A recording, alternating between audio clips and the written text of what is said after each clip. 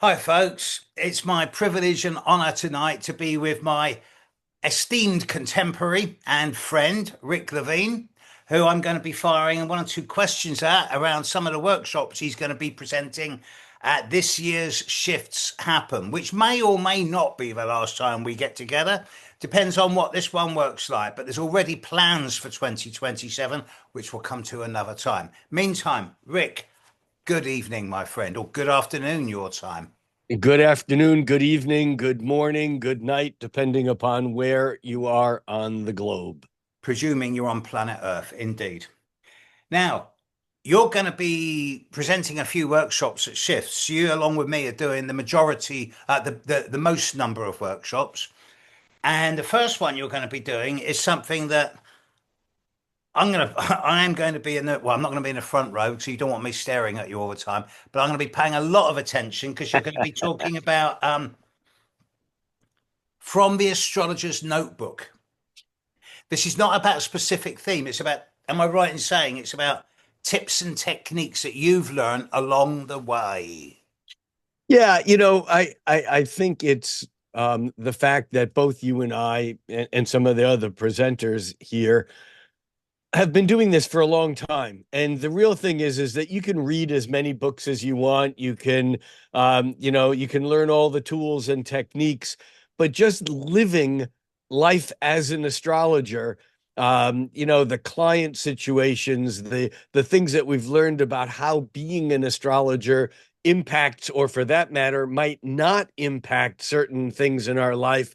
I'm just going to basically share about some of the choices that I've made, some astrological, some not, some that have worked out for the better, some that have not.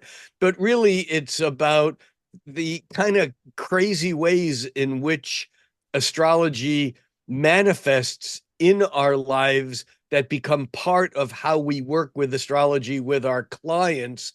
Mm. And I really, at this point in time, I've been thinking about this, but at this point in time, I really can't tell you what specifically I'm going to be talking about, because I have a lifetime and a brain full of things as an astrologer that I'm sure all of us that have been doing astrology have. And so it's really just kind of a collection of some surprising chart moments, a few maybe practical tips that I find have been the most effective in my work, and kind of things that I wish that I knew 30 years ago.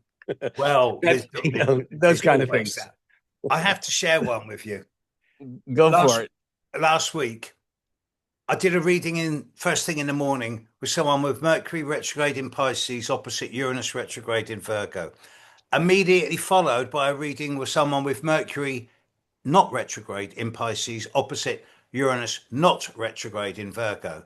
And then third, within the half hour of that, I did another reading with someone with Mercury in Pisces opposite Uranus retrograde in Virgo. And you must have had times like this where you get patterns, repetitive patterns, one after the other, and you're thinking, well, what's the universe trying to tell me here? Yeah. So, that's just one of the things I just thought I'd share with you because, you get stuff like that and it makes you think, what? Yeah, one of the things that I do in my Patreon apprentice program is I do charts live of the people in the group, and I just pull them, at the moment. And I'm always amazed that we'll get like three charts in a row with people, with the moon in Leo, or things like that that just become, oh my gosh, this is the third chart in a row that we've had with someone who has Venus rising in Gemini, or whatever it is. And is it synchronicity? Is it my brain? I've become more and more believing of the idea that our brains and our charts are really showing a vibratory resonance, and anything that comes near that vibratory resonance that resonates with our own resonance comes into our life. I don't know. It makes me wonder actually. I've never heard of any astrologer who's passed because of cognitive disorder. I've never heard of an astrologer who gets Alzheimer's or dementia. Oh, I don't know. Yeah. Yeah, I've not heard of one. So anyway, Okay, so on the next day, on the Saturday, you're going to be doing something on Beyond Belief, Astrology, Consciousness, and the Metaphysical Frontier. That sounds half out of Star Trek, and it sounds like it embraces a massive world. So when you're going to be talking about reincarnation, crop circles, ET, AI, psychic mediums, and what do they have in common? Yeah, and EIEIO also. You know, Yeah, yeah. we're all on McDonald's farm. Yeah. Uh, Okay. Right. well, Right. Right. you know, this actually goes back to what you were just saying about having three clients in a row, all with variations of Mercury opposing Uranus retrograde or direct. Yeah. Yeah. There's something about how consciousness works that is now kind of in the zeitgeist out there, whether you're doing astrology or whether you're studying psychology, or for that matter, whether you're studying AI or quantum physics or ET. There's something about consciousness not being localized in the brain. I mean, we grew up in a world where we learned that who we are exists in our brain. Our brain is who we are, and that's what we think. And the soul, if you believe in one, is something existing in your body. And yet somehow over the past, well, certainly indigenous people knew this forever, but in the past few years or so, this has just popped into the zeitgeist that in fact there's something that resonates inside of us that connects us with all of these things. And my contention is that past life therapies, reincarnation, crop circles, ET, AI, psychic mediums, all fairies, anything that is coming from the metaphysical realms and making things happen, or interfering in the physical realms, is all part of what the new astrology is, and it's all tied to what is consciousness. And I believe this is the greater shift that we are being thrust through right now. Although we can talk about, elections or wars or economic thises or oil embargoes or this new moon or that full moon, I think that part of this is going to be, you said it sounded like Star Trek. Well, as far as I'm concerned, by the time we get to the conference in May, we will have already been thrust like through Aries, almost exploring new worlds, and going where no man has gone That's before. yeah. And this is the metaphysical frontier. I've started in recent weeks. I've stopped calling Shifts Happen a symposium or a conference, and I'm starting to call it more and more a think tank Yeah. because we're going to be exploring futures that at the moment aren't clearly visible yet, but will be by the time we get there. So yeah, and I would add one thing to the list that you've added there. You've talked of there. The notion that's come up for me a lot more is around both in terms of geometry and through individual charts, the notion of consciousness as being something to do with intelligent design as well. Yeah, I don't like that word, not because it's an incorrect word, but because it conjures up a religious concept of intelligent design, meaning that we were made exactly this way as Mm. and yet I agree with you. And this actually I'll be covering in my, I don't know whether it's my third or fourth talk, but the one on the cosmic conspiracy of harmony is actually going to be addressing the relationship between sacred geometry, consciousness, astrology, and how, in fact, although it appears like we're making it up as we go along, and we're making it up according to a hum that we continue to resonate with and evolve out of. I was talking just a couple of hours ago in a similar vein as I'm talking to you now with Penny Thornton, and we were discussing how the chart implies a purpose or a destiny, but the way we choose to get there is negotiable. We can make it easy or hard. We can do it willingly or kicking and screaming. So it's a mixture of free will and destiny. And it's almost similar to what you've just said. Yeah, I would suggest, and I think that what you're saying is true. To me, the chart in a way shows it's like saying that water will find sea level. But one drop of water can fall from the sky directly into the ocean. Another one can fall at the top of a mountain and take 2 or 3 weeks to get to the water, to get to the ocean. Another one may be part of some major river that then gets held up behind a beaver dam or a human dam that irrigates fields and creates power for a city, but the water eventually will find its way down the hill. And what you call negotiation, I like to call cooperation, because what we're doing, yes, there's an element of negotiation, but what we're also doing is we're using consciousness or awareness. You see, I don't think a chart shows our limitations. I don't think a chart shows us who we are. My now deceased buddy in astrology, Jeff Jower, used to say that he's tired of hearing people saying, "Oh, I do this because my Mars is in blah blah blah blah." And whereas what the chart is really showing you is that there's 11 other ways for you to operate your Mars if you stop to think about it. So I'm Absolutely. totally with you, and I think this is part of the fate versus free will. Is very much a part of this discussion. And just like particle and wave in quantum physics, it depends on how you look at it. Of Both course, exist, but they percep- can't both exist at the exact same time. perception is everything. So, beyond Saturn transits, imagination, evolution, awakening. I mean, Yeah, I mean, awakening Uranus, imagination, Neptune, evolution, Pluto. It's not quite that simple. But, up until the discovery of the trans Saturnian big three, the Uranus, Neptune, and Pluto, it was thought that Saturn, I like to call it, it was the restaurant at the edge of the universe. That was it. You got there was nothing beyond it except the fixed stars. And you were given a ticket either to heaven or hell. That was it, done. And we now know that that's just the beginning of the magic. And the question then becomes, how do we allow this magic, or how do we engage or dance with this magic as these transits impact us in life that take us outside of the normal constraints that we might think of as constraints? I think that's a novel way of looking at it. Novel in terms of new, because Uranus has only been around for 10 generations. Neptune for Yeah, 8, Pluto for four, six, four yeah, generations ago, Pluto wasn't discovered. that's So, right.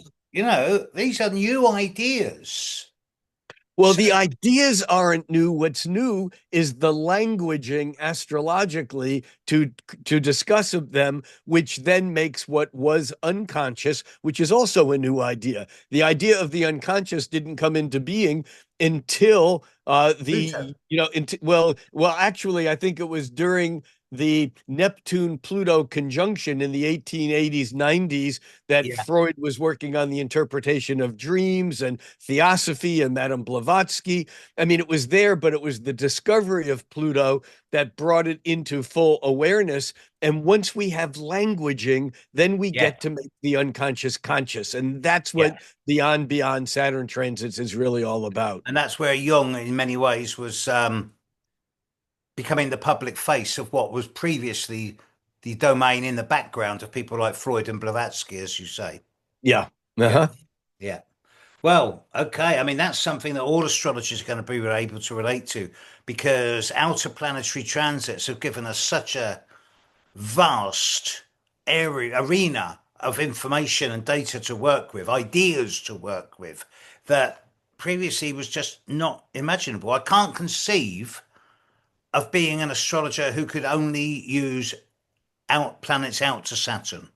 Yeah, but for thousands of years, at least nearly a couple of thousand years, the astrology we practice was limited to Saturn, which limited us to things that occurred in the three-dimensional world of the five senses. If it was not part of the five senses, it didn't exist. It was Exactly. Exactly. imagination. But And that's imagination is as real as Saturn. And as I love to quote Rob Hand, he wrote way back in the 70s in horoscope symbols, he wrote that astrologers have always taught that Saturn was reality and Neptune is imagination, whereas now we know that Neptune is reality and Saturn is the illusion that there was reality. I have heard this quoted by you a number of times, both you personally and other people quoting you to me. And I'm Well, thinking, I wish it was my quote, but it is Rob Handon. And he has Mercury in Sagittarius. It's a very philosophical and brilliant way of saying that just because something is imagination doesn't mean it's unreal. William Blake said what he wrote, what is now proved was once only imagined. And that's really what these outer planet transits are about. at shifts on the first night before we actually start, we'll have a few drinks and then discuss this more in depth. Deal. Okay, and finally, beauty and the benefics, the cosmic conspiracy of harmony. Why do I think that we're going to be talking about the dance of Venus here? Well, that is certainly part of a bigger picture. But of course, we're talking about the dance of Venus. Of course, we're talking about the dance of Venus because when it comes to the benefics, Venus, considered to be the lesser benefic, is not lesser meaning it's less important. It's just closer to Earth. Yeah. And the combination of Venus and Jupiter together have to do with the personalization of beauty and then the globalization of it. And of course, what's most important here to understand is that the cosmos does not conform to whole numbers. Sorry for that phone interference. The cosmos does not conform to whole numbers.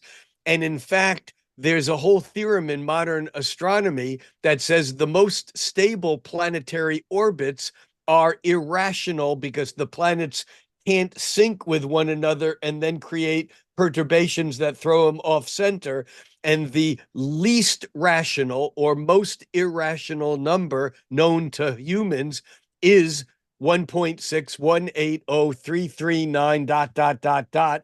It is the golden mean, the divine proportion. And it turns out that Venus, which has the most circular orbit of any planet, is actually vibrating to Earth at the ratio of the golden mean. And this just begins that whole exploration of the magic of the five-pointed star, the magic of spirals in the universe, and the idea that light actually propagates based upon a golden mean ratio where it's creating the wave that it then surfs on. And so I'm excited about this lecture a whole lot. It's been a Yeah. long time interest of mine, and bringing it down to earth, which sounds, I think, oxymoronic, but bringing it down to earth and making it practical. Because remember, Venus has an earthy, Taurian, practical side to it. It And really does. Yeah. and and and and so that's what I'm really interested And when in. we see these five-fold patterns repeating in plant shapes, fern leaves, so many different biological structures. Everything in everything, they repeat in the spiral arms of the Milky Way galaxy, Yeah. in the unfolding of seashells, in the Egyptian temples, in the Great Pyramid, the slant height from the tip of the pyramid down to one Yeah. side, divided by the distance to the corner, which is half one of the bases, is 1.62 or 1.618. It's crazy, and it's going to be a lot of fun. There'll be many people who know some of this material, but I doubt that anyone will know all the material that I've combined and putting You, into you, one you, talk. you do realize that you may have to switch that talk with another one because that talk we've only got you down for 45 minutes. I'll do it in that amount of time. I hear Whatever you. time I'll you give it hold to you me. to that. I just did the talk in 4 minutes, so whatever. Okay. Well, yeah, and then of course you and myself and you and hopefully Alex as well. Will be knowing Alex. We'll be summarizing the whole event and then postulating futures. And of course, we'll be available for discussion and debate during the event. Oh, and That's the you're best. coming to That's the best Avebury, aren't part. you? That's the best part about these kinds of events is It that there's no is. separation between us and them. Between all attendees and all faculty are all interacting. That's what makes it different to any other conference I've ever been to. The fact that we're not lecturing to a group of people, we're sharing interactive with, especially afterwards or in the meals, in the bar, just out walking. And of And course, I think you were going to talk about Avebury, were you you're not? coming on the Avebury trip, aren't you? I am. Oh, that is shaping up to be something really special now. We're two-thirds to three-quarters sold out on that one. So yeah, that is going to be special. All right. Well, thank you for talking to me. Thank you for helping me get the information on your stuff out to the world. And I look forward to, well, seeing you in person soon, a few weeks' time. And of course, it's only it's 8 weeks. Oh my God. 8 weeks. Yeah. And all I can say is that having attended shifts happen last year and the buzz and the feeling of the people that attended it, that I mean, being there and being part of that was really exciting enough to make me want to come back for more. So Yeah, I'm in. yeah, yeah. And I'm easily bored, but boy, do I want to do that again. All right, my friend. Lovely talking with you as always. Catch up with you soon.